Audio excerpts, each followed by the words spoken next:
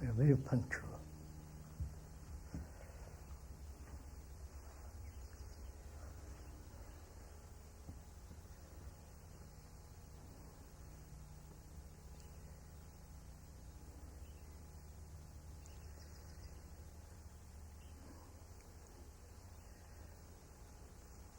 In answering these questions, both of us are answering them, you and the speaker. So we are going to it together. And I think what is important is how we approach the problem. We talked a great deal about it the other day. In what manner we approach a problem. Whether it is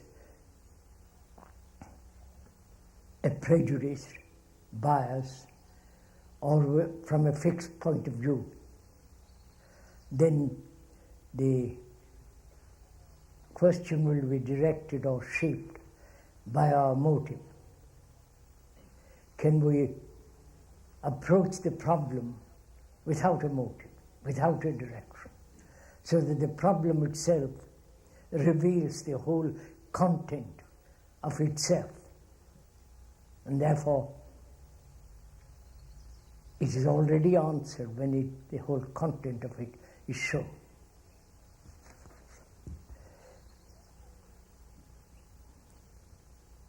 The act of attention for most of us is difficult to maintain. Only a small part of one is willing, interested seriously. What can one do to nourish this attention? The act of attention for most of us is difficult to maintain. Only a part of one is willing, interested seriously. What can one do to nourish this attention?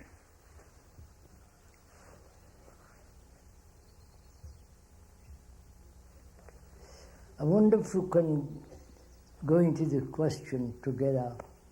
What do we mean by attention?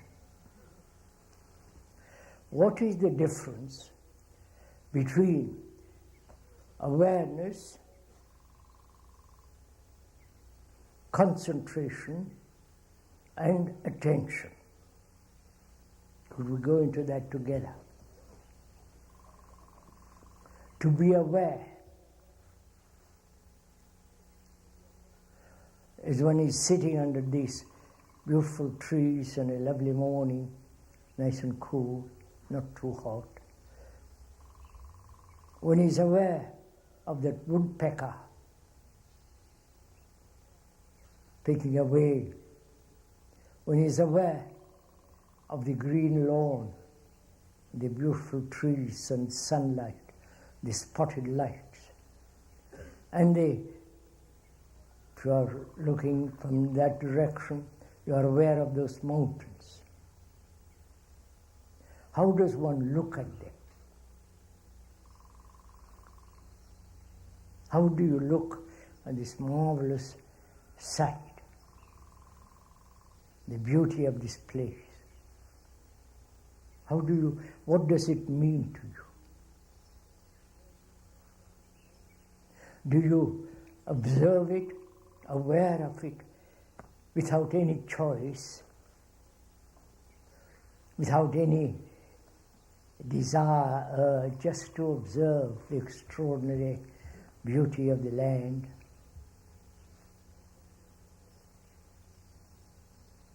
And when you observe so easily, aware of all this, the light and the shade, the branches, the darkness of the trunks, and the light on the leaves, and the extension of this marvelous earth, how does one react to all that? What is the feeling behind that awareness?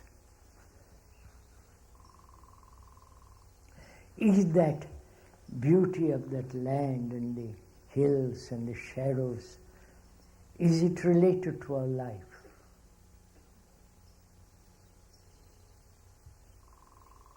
Is it part of our life? Or it is there to be observed? If you are a poet, you write about it. If you are an artist, you paint it. Or if you are good at conversation or description, you put it into words. But this beauty, this awareness of this, what is its relationship to one's life? That's part of awareness.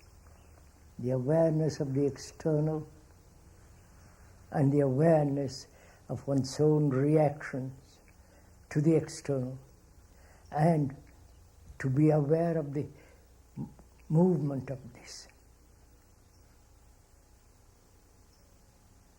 As you're sitting there, or you're aware of the colors, other shirts or robes or whatever the ladies wear, or you're aware of all that. Or when we are aware, is there always a choice?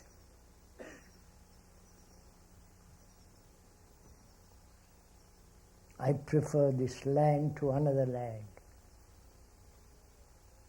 I prefer this valley to other valleys. So there is always memory and choice operating. And can one be aware without any choice at all, just to be aware of the extraordinary sense of the blue sky through the leaves, and just move with it all. And is one aware of one's reactions? And when one is aware of one's reactions, is there a preference? One more desirable than the other? One is more urgent than the other? One is more continuous, habitual, and so on. So, from the outer, move to the inner. You understand what I'm saying? So that there is no division between the outer and the inner. It's like a tide going out and coming in. There's an awareness of this world outside of us, and an awareness of the world deep inside of us, conscious as well as the unconscious. When one is really deeply conscious or aware, there is no remnant or hidden unconscious movement. I don't know if you have gone through all this, if you have done it, not merely listen to a lot of words. So, awareness is this movement of the outer and the inner, and discover for oneself whether there is a division between the outer and the inner. Of course, there is a division between the tree and myself. I am not the tree, I hope. But in observing that thing which we call tree, to discover our reactions to it, how we react to beauty, to ugliness, to brutality, to violence, to competition and quietness and so on. And what do we mean by a concentration? Because they're all related. Attention, awareness, concentration, and attention. What is concentration?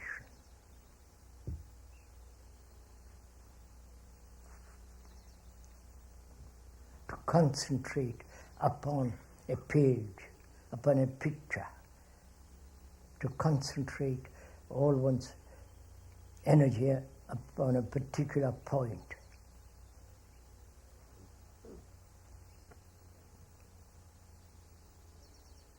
In that concentration, is there not the effort to concentrate? Whereas effort to concentrate, that is, you're trying to read a particular page, and out of the window you see a marvelous light on a flower, and your thought wanders off to that. But you try to pull that thought back and concentrate on something. So there is this constant struggle to focus one's energy, visual, and so on. So there is a resistance, a struggle, and all the time trying to focus on a particular point. Are we meeting? This is right, isn't it? When we talk about attention, about concentration. The questioner asks, attention happens occasionally, and how is one to nourish that attention so that it is continuous, not haphazard? So we're asking, what is attention? To attend.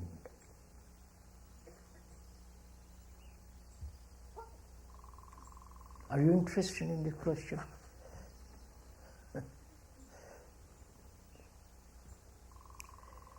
To attend. To attend to that woodpecker.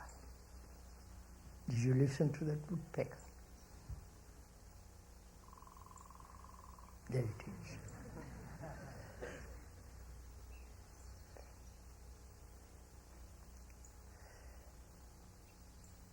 In concentration, there is always the one who tries to concentrate.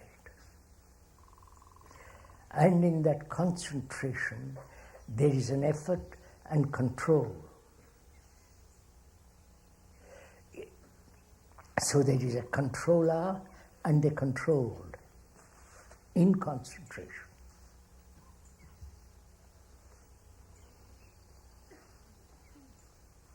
Well, I hope you see this for yourself. There is the controller who is trying to focus his thought on a particular subject. But thought is all the time moving, wandering around, and so he tries to control it. And in that control there is a form of resistance. There is a division between the controller and the controlled. And so there is an effort, a sense of division. Where there is division, there must be conflict between the controller and the controlled. That is generally what we call concentration. Now, is there in attention this division? You follow? The controller trying to attend. And therefore there is a division between the thought that says, I must attend. I must learn how to sustain attention or nourish it. I hope you're following all this. So, is there in attention a center from which you attend. Or when you listen to that woodpecker, you were listening.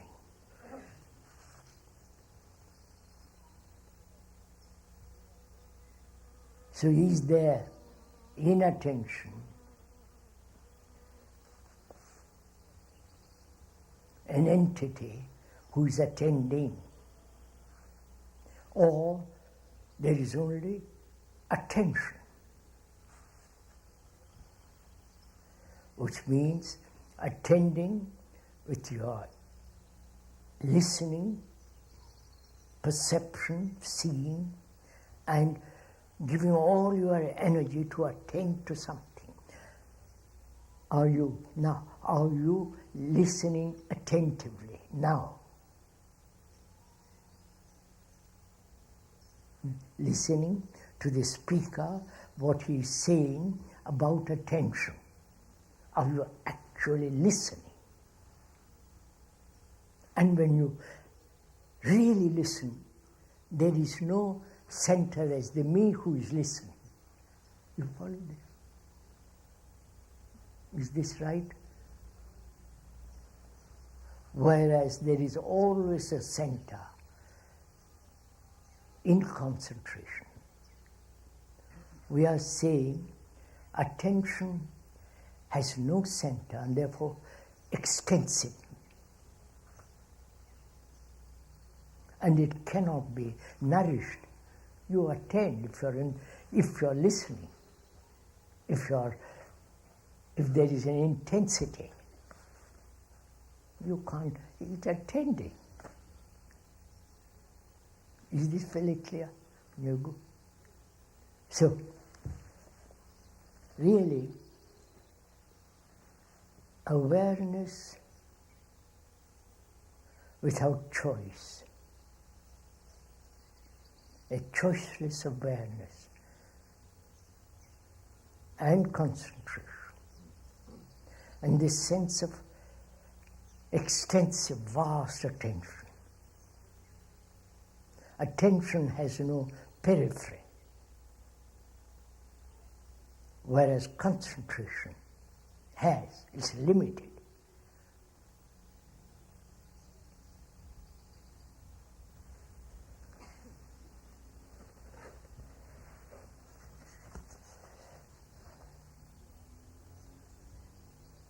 What is an action and state of being that's completely pure?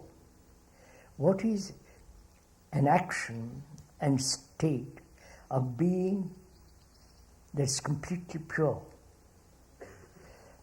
What is an action and state of being that's completely pure?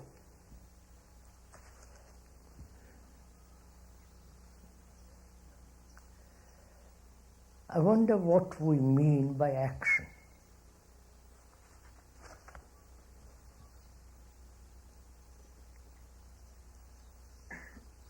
What does action mean to you?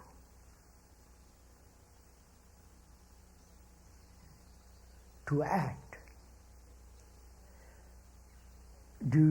Does one act according to a principle,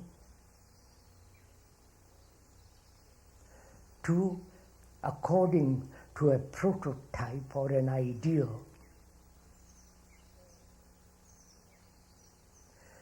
or according to some preconceived idea, and act approximating that action to that ideal prototype, to a concept, to a conclusion. Please follow all this if you're interested in all this. When we talk about action, do we not mean we are acting either with a motive or with a conclusion which we have come to through experience and set a pattern according to which you are acting? or act according to an ideal, a projected ideal. All ideals are always in the future.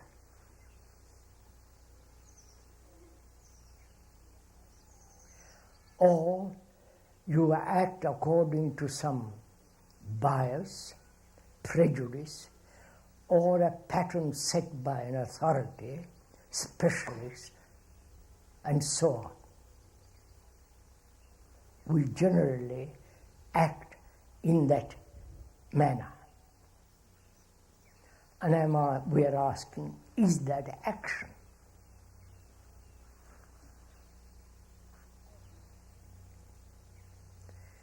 Action means the doing now, not according to something that you have remembered or projected. Then you are acting according to a pattern which has been set by an authority, by your own experience and so on. Right? Are we clear on this matter? So there is action is always apparently an act according to something or other. I do something through habit, through my conditioning,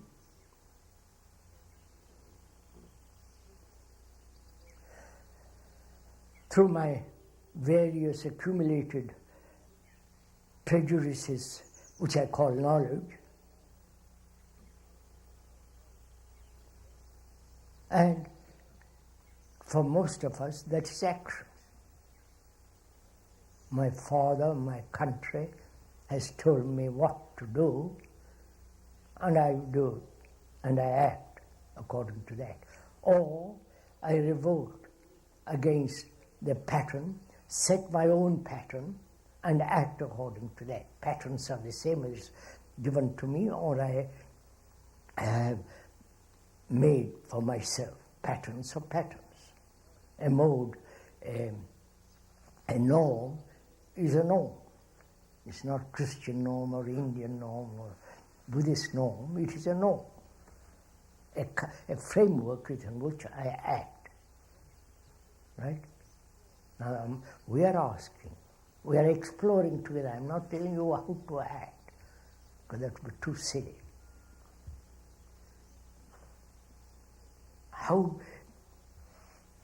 Then what do we mean by action? Does action vary according to circumstances?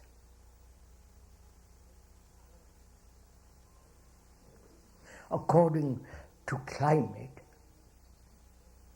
To pressure? All these are involved in that one word, action. I don't know if you're exploring it with the speaker. So is there, we are investigating, is there an action which is correct, precise, not changing according to one's mood, according to one's temperament, pleasure and so on. Action that is true, not dependent on the past as a memory or the future as an ideal. You're following all this? This is involved in that one word.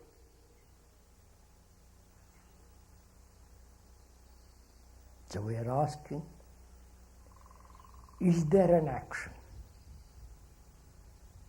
totally free from all conditioning? Conditioning is to have an ideal which then dictates or tries to impose upon what is. Right? I am greedy and I have an idea of not being greedy. And I try to act according to what should be, not what is. Or I have been so conditioned by commercialism, by television, greed is non-existent. I want to buy and I buy. They tell me to buy this or that and I buy. So, can we find out what is right behavior, which is action, what is right movement, which will not change according to various circumstances. That's really the problem, one of the problems in that question. You've understood my... one has exposed the full meaning of that word. Right? The implication of that word. The wide significance of that word. Then, is it possible to act without a motive, without an ideal, without any form of conditioning? Conditioning is environmental. Conditioning is religious. Conditioning is according to what one has read, educated, and so on. Conditioning. So the problem there is, can the mind, the brain, let's keep the word mind for the moment, can the mind be free from all conditioning so that it acts? That requires a great deal of attention. A great deal of watching. To be aware that one has ideals and is conforming our actions according to that. I am this, I should be that, which is called self-improvement. Lovely phrase. That is the self, which is selfishness, trying to improve itself. It is becoming more selfish. So, is it possible to put away all this and see actually what is and act? You understand? This requires, I don't want to go more into this. Shall we go more into it?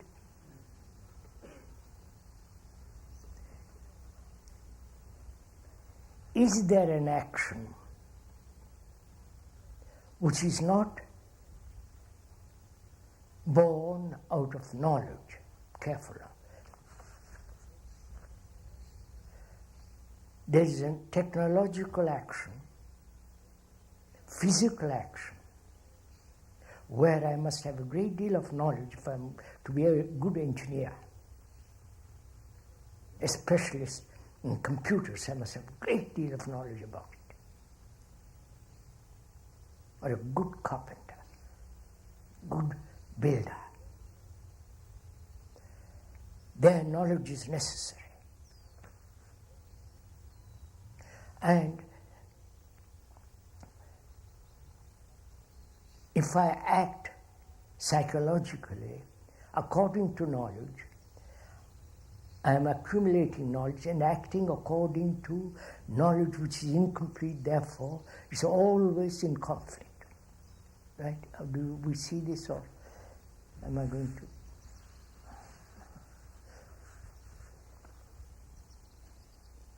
that which is incomplete must always be fragmentary in its action.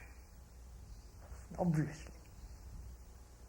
Right? You can go on from there.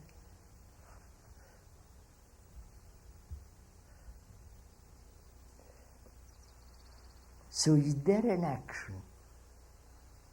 Please inquire with me. Don't accept, be a little skeptical about this. Is there an action, rationally skeptical?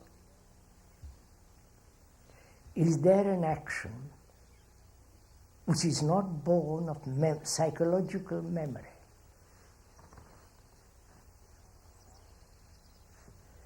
If I act according to my psychological knowledge which I have gathered about myself, and I know that knowledge is always limited, my actions then will be limited. Right? And therefore, any limited action must invariably bring about its own contradiction. Right? So, my action must breed regret, pain, contradict that action the next day, and so on, so on. So is there an action that's free? Please just find out. Don't accept all this. Is there an action free from the past recollections, past memories, past accumulation of all psychological information which is knowledge, and that knowledge which is me, and therefore that me is limited, and when I say I will do this and act in this manner, it is that action will invariably be limited and contradictory, and therefore confusing, and so on. Right? This is understood clearly. Then, is there an action, apart from the technological and all the rest of it, is there an action which is totally free from the accumulated experience of the past as me, as memories, recollections? Probably nobody has asked this question. Not that I am the original, but probably we have not asked that question. And we are asking it now. It's a very interesting question, it is, really. Because it involves, do you want me to go into all this? Is it an amusement for you?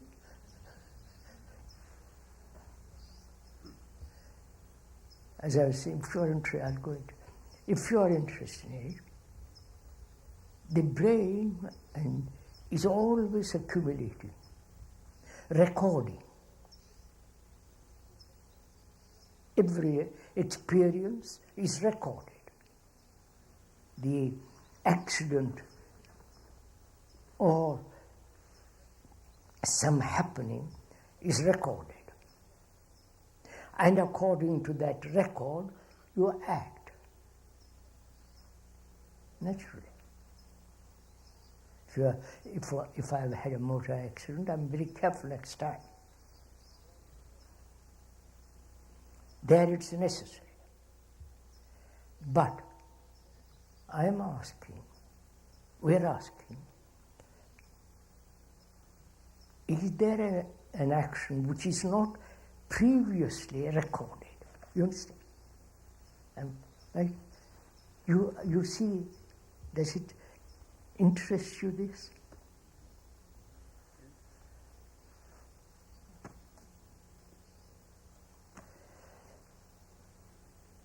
Ask yourself this question, sir.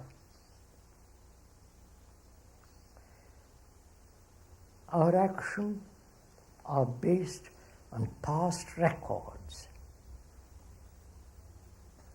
like a gramophone, you play the disc over and over and over again. That's your record.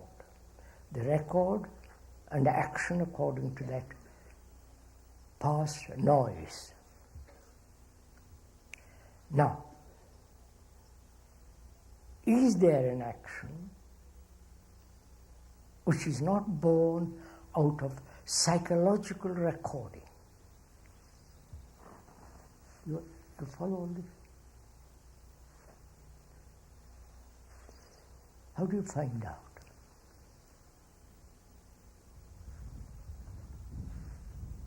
Here is a problem put to you. You may reject it, say that's nonsense, that can never happen. That's a possibility. Also, the other possibility, it may happen. Right? It may be true or it may be false. But you have to investigate it. To investigate it, you can't assert one or the other. Right? So, one must let those two go. The assertive statement that it's not possible, or the negative assertion that it is possible. So you both put aside. Then, what is the state of your mind? Are you interested in this? What is the state of your mind which is freed from the sense of past recording and acting according to that? It's freed. If it is freed, and if it is possible to be freed, then what is the quality of perception, the insight that is instant action? You follow? You understand? Just listen to it. I'll explain a little more, if I may, if you're interested in it, if you have the patience to go into it.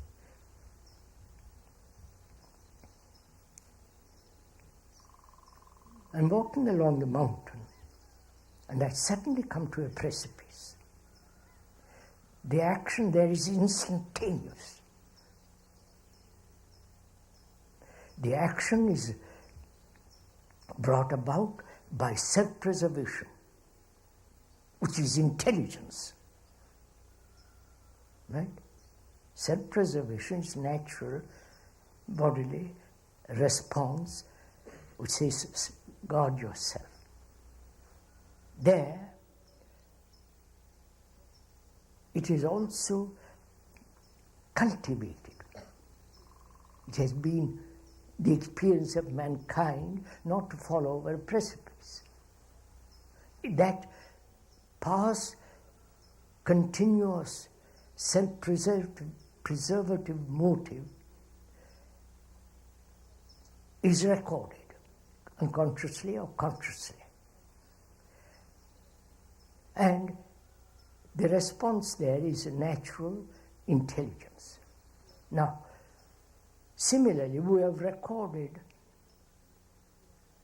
psychological preservation. Are you following me? That is, what am I if I have no memory? If there is no recording? I'm nobody. So, the fear of being nobody and the knowledge of that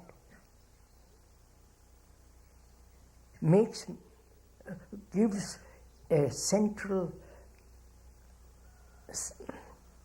feeling that you must preserve yourself. Right? You following on this? And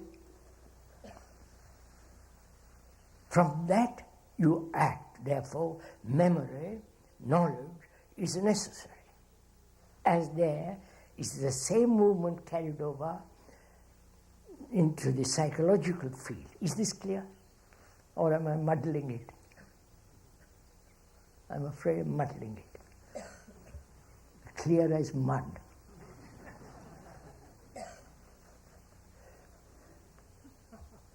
Now I want to find out, I'm serious in this matter,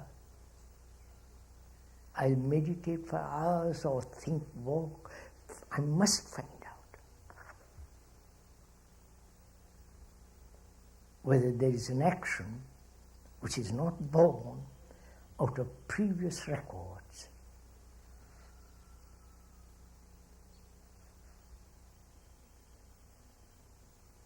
If that is your intense demand, that's what you want to find out, then one has to watch very carefully any recording taking place. And a recording will not take place when there is complete attention. It's only inattention, lacking attention, that creates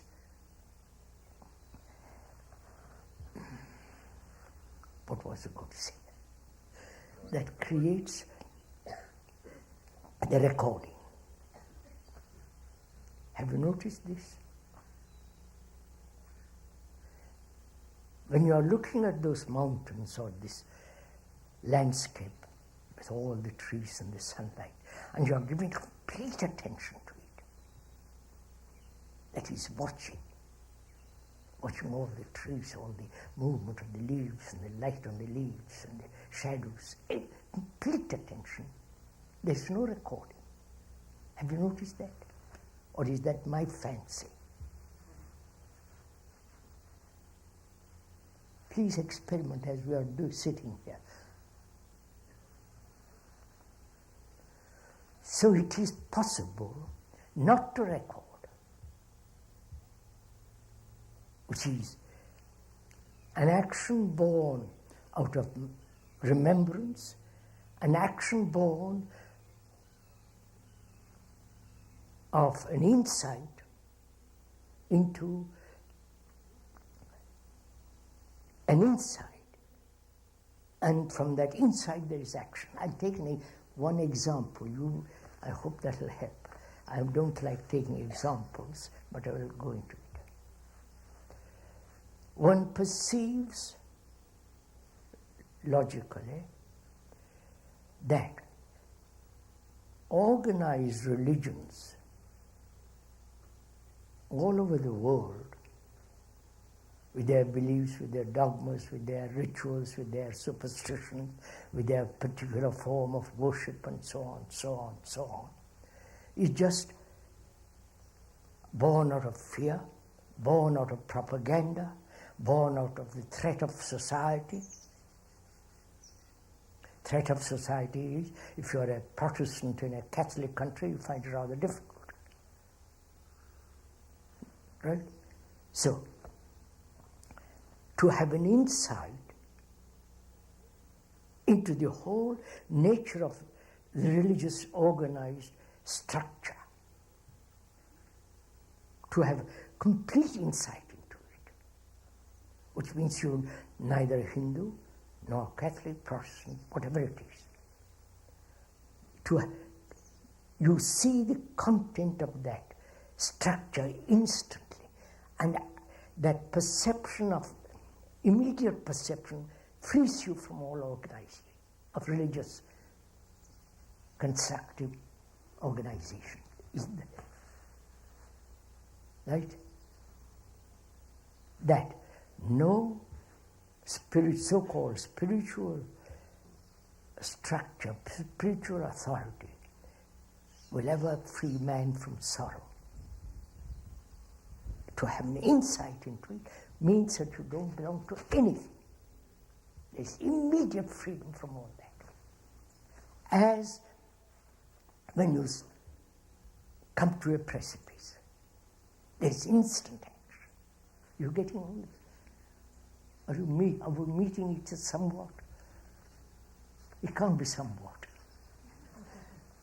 Either it must be entirely understood.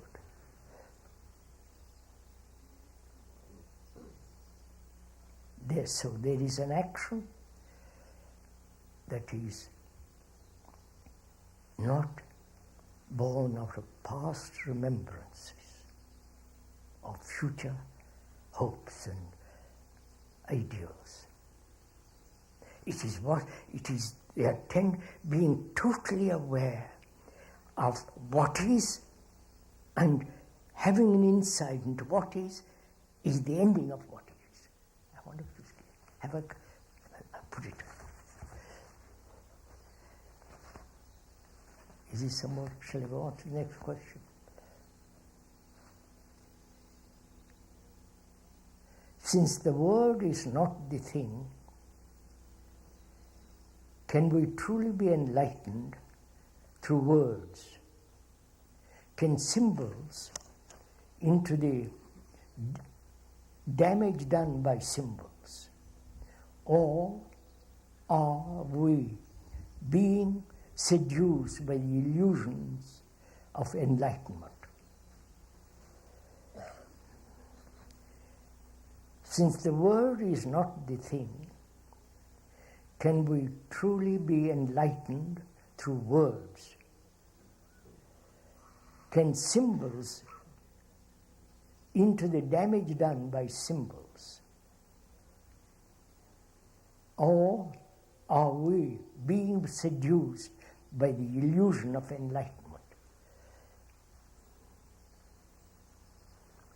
I wonder if most of us realize that the word is never the thing. My wife is never the woman or my husband. The word, if you go into this problem of word, do you want to go into all that?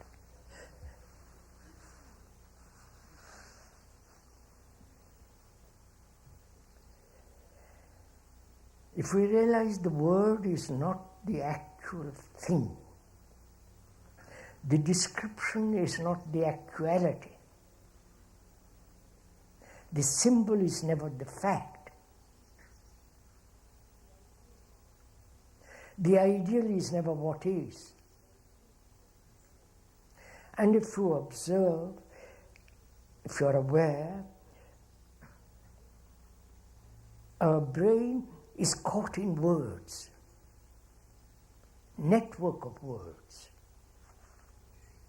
I am a Catholic, I'm a Protestant, I'm an American. You follow? They're all symbols. They're all words, pictures. And the brain is caught in that. That is, thinking is a word. Without a word, is there a thinking?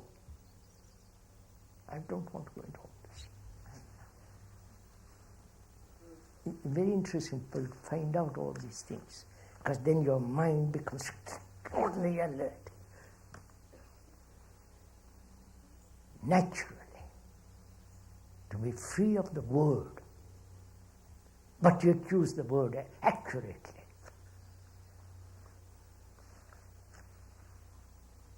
So the word is not the thing, and the symbol is never the actual. Fear, the word fear, is not the reaction, right? But the word fear shapes our action. Not the feeling of fear, but the word, either the word creates the fear, or the word shapes the fear, and is there. Is it possible to look at that reaction without the word? This is quite simple.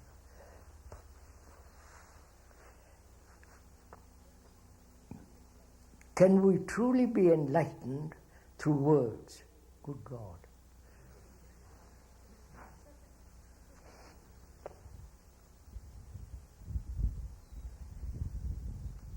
I wonder why we use the word enlightenment.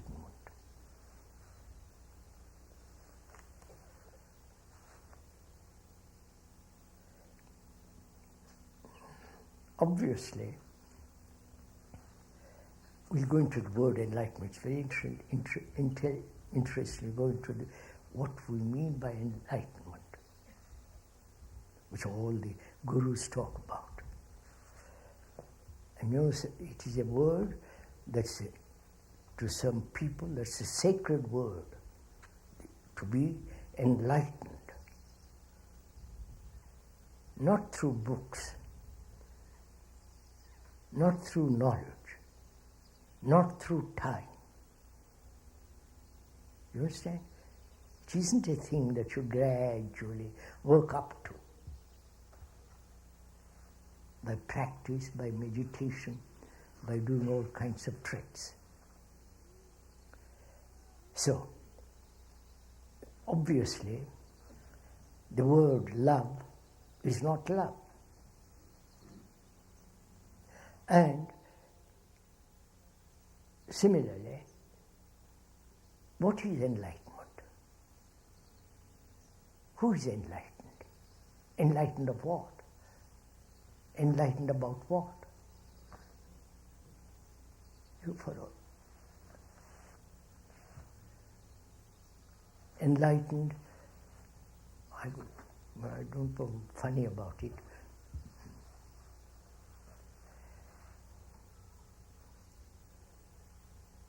Surely a mind that is enlightened is free from all conditioning.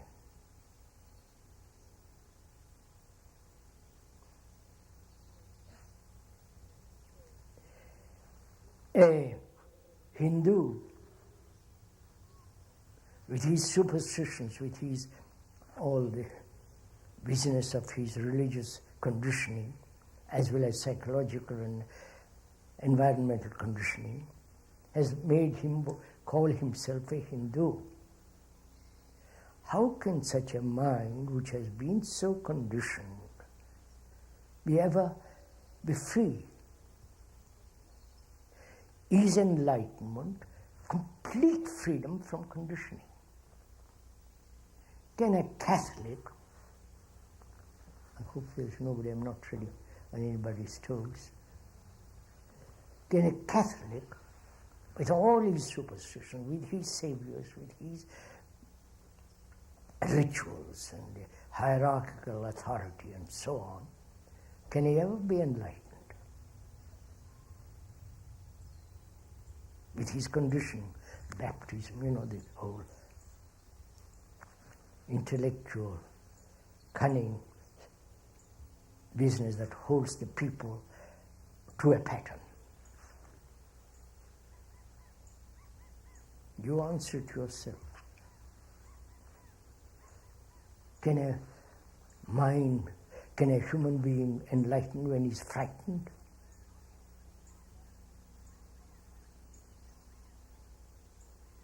When he's seeking power, position, accumulating money in the name of enlightenment, which is what some of the gurus are doing, vast sums of money.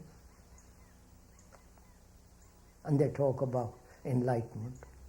So the word is not the thing. And the question asks, have the symbols done damage to the human psyche? Obviously.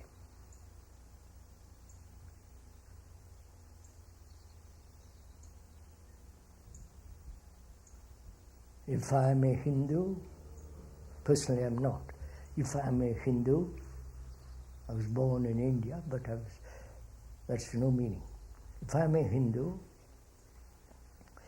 they've got innumerable symbols, like the Christian world. Their goddesses, their gods, tribal gods and smaller gods and higher gods. I've been conditioned in that. And how can those conditioning, those symbols have damaged the clarity of a mind, of the psyche. Right? That's so obvious. Symbols obviously have done damage because that prevents a human being going directly to the fact, not worship the symbols.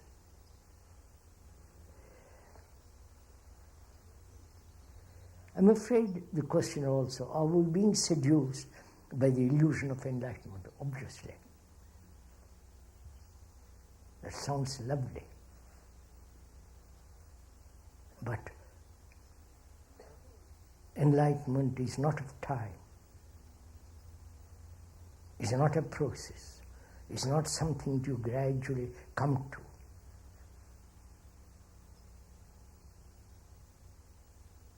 To be free from all conditioning, which also implies to be a light to oneself completely.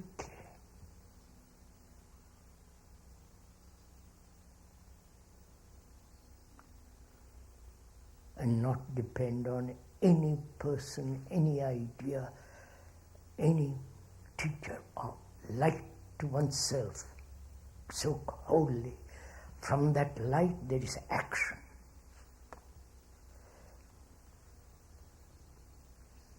This is a lovely question, the next one. Why do we not change? Yes, sir. I was going to ask that question myself.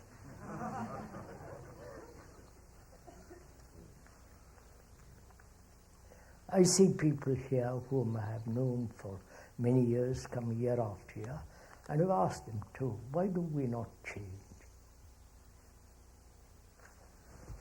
What will make us change?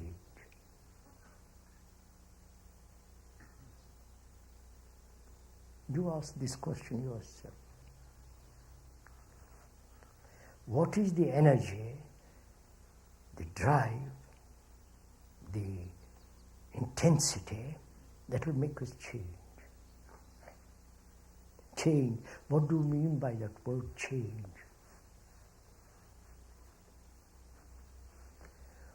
Change from this to that, right? That is preconceived. Therefore, it's no change at all. I wonder if you see this. Do you see this? If I change according to some pattern which I have carefully established, it is not change.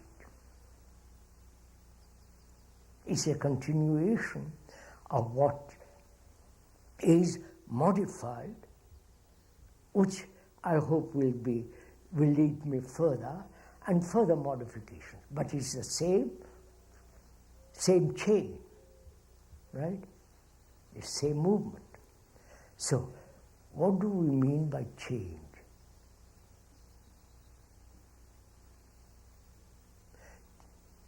To the speaker, it means the ending, not continuation of what is modified.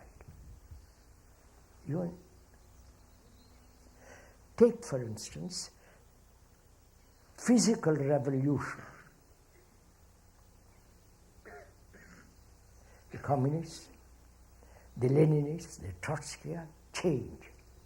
Their idea of revolution is to change the whole structure of society, the airport environment, hoping thereby to bring about a different human being. That is the outside pressure of change from the Tsar to the communist, Bolshevik and so on, will ultimately, or as soon as possible, make man different. So They have not succeeded. On the contrary, they have done terrible things. So we are talking about change in psychologically. Change completely the content of our consciousness.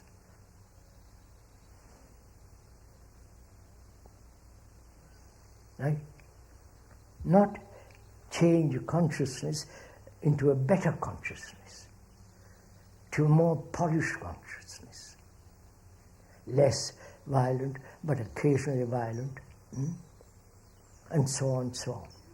The ending of the content of consciousness is radical change, radical mutation. I won't use the word change there. So, why don't we change, move away from this totally? You have made the question clear. Why, after millions and millions of years, we human beings have reduced ourselves to the present appalling condition? It is appalling, frightening. The violence, the brutality, the killing of for a piece of land, God's sake. Why? And the question is, why don't we bring about ending to all this? Please answer this. You're all educated, workers, intelligent, certain direction, making money, going to work and all the rest of it. But you haven't solved the real issue. Why? Will outside pressure change you, to bring about a mutation of the psyche? Mutation means total change. That which has been is not. Not change to something. That which has been, that is, my anger, my violence, my stupidity, my holding on to some idiotic illusion, some symbol which perhaps will save me from something or other.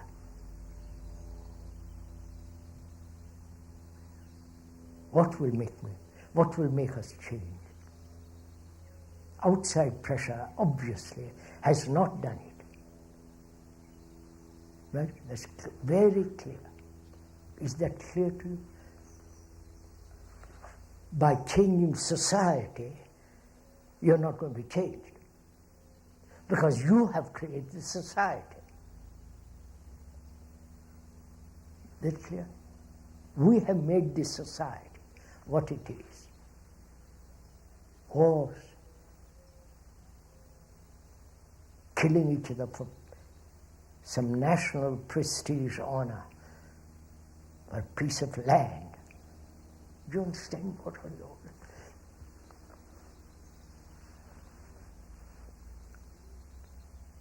And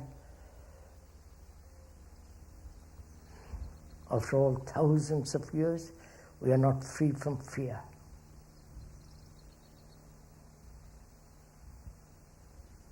What will make us change? More knowledge about yourself? More knowledge of the world outside of us? Knowledge that we must not kill and we kill? We have accumulated thousands of years of knowledge which has helped us to kill people. And also we have knowledge that we shouldn't kill. Where does it lead us? Right? So, will suffering, pain, attachment, pressure, the carrot Reward and punishment, you follow? Will all that change us?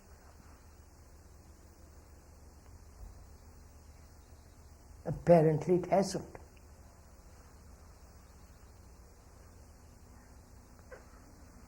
So what will make us change?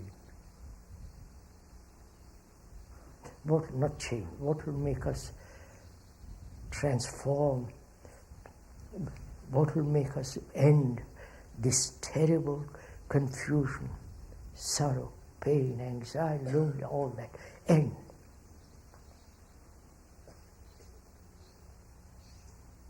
Tears.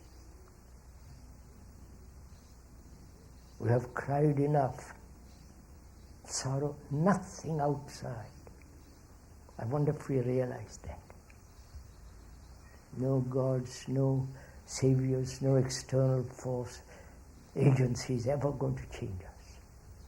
We are much too clever for all that. Much too cunning.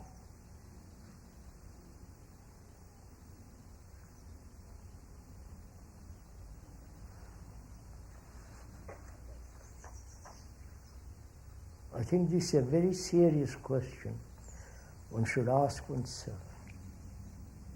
Will time bring about this mutation? We have had time, million years, obviously. Time will not. So nothing outside will change us, will bring about mutation.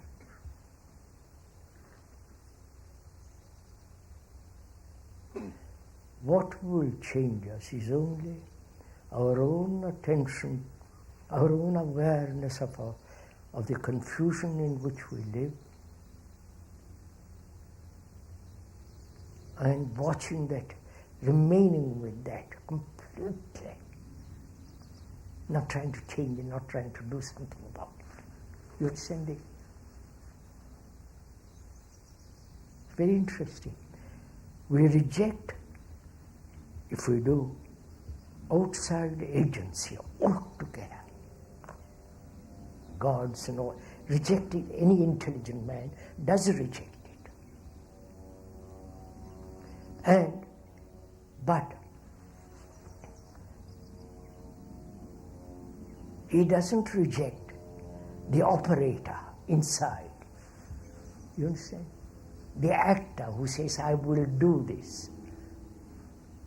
That actor is the past memory, past remembrance, past knowledge. That, if that could be completely transformed, then you observe what is completely freely. And when you observe so totally, with complete attention, that which has completely ended. So it must be one's own perception of one's misery, confusion, and live with it, hold it, not try to act upon it.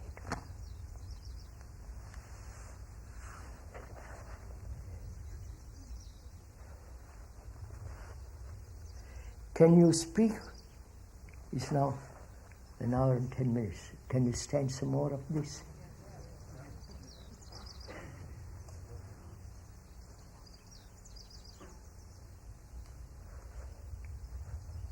Can you really stand it?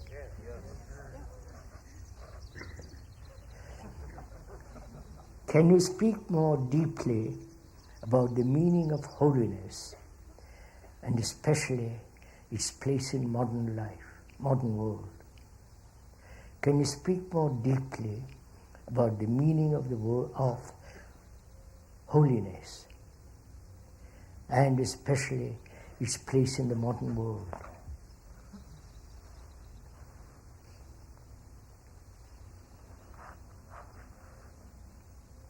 The word holy is not the reality, right?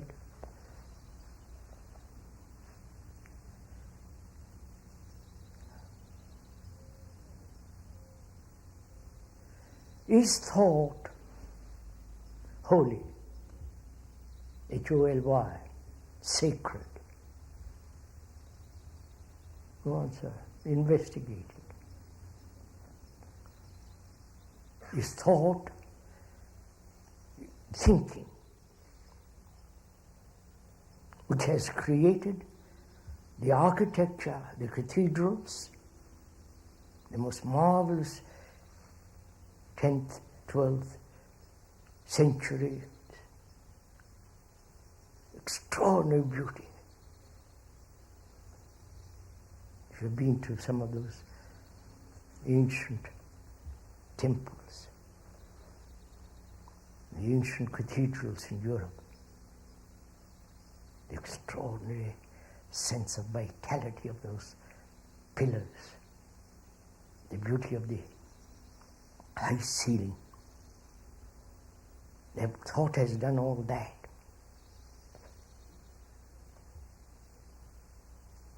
And thought also has created all the content within that structure, that marvelous stone structure. Right? It's obvious, isn't it? Right? So what is sacred? That is what is that which is holy, whole. If thought is sacred, then everything that it creates is holy. The cannon, the atom bomb,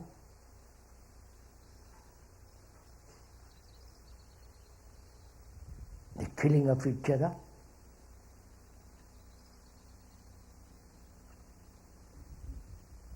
the computer,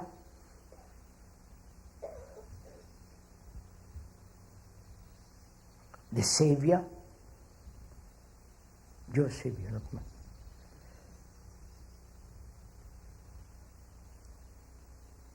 The rituals, the beating of somebody, follow?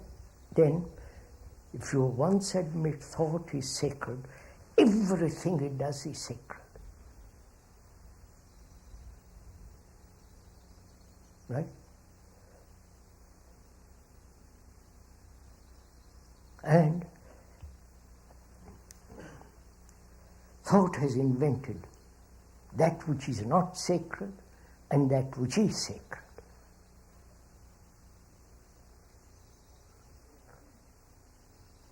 It has divided the world as the world and that which is sacred, which is not the world. The saint and the sinner. So please, this is a very serious question. It's not just a casual question at the end of several other questions. It's very, very serious, this, because thought is tearing man apart. The British, the French, the American, the Russian, the Argentine, you follow? So if you once admit or acquiesce or accept that thought, whatever it does, is sacred, then you have nothing to worry about. Then you will kill each other, you will carry on as you are. That may be what you want. That may be what humanity wants. If you want to find out what is that which is most holy, you cannot measure it by words.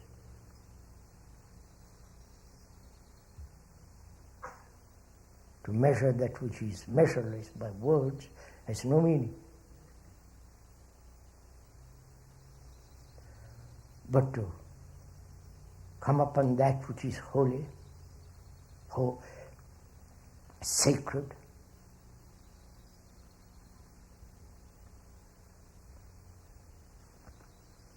Is love thought?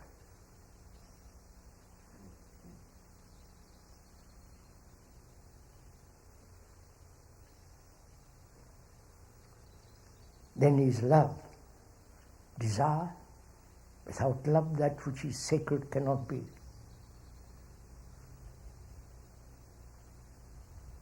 So all these explanations are not that which is. That which is eternal is not, cannot be put into words.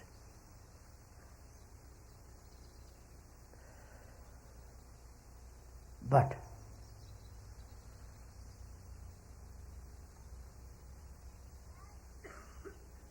when time and thought has come to an end, that which is most sacred is. But if we say, how am I to end my thought? How is time to stop? Then you're back to the good old. But find out, to go into it. What is thought? Where it can end. Thought cannot end as I am going from this place to that place, when I drive a car. Or in the very usage of language. In communication. But inwardly, can time stop? Can thought come to an end? Not through control, not through will, but the urge to find out that which is from beginning to the, which has no end, to go into it, to find out requires this real meditation, which is the whole movement of life.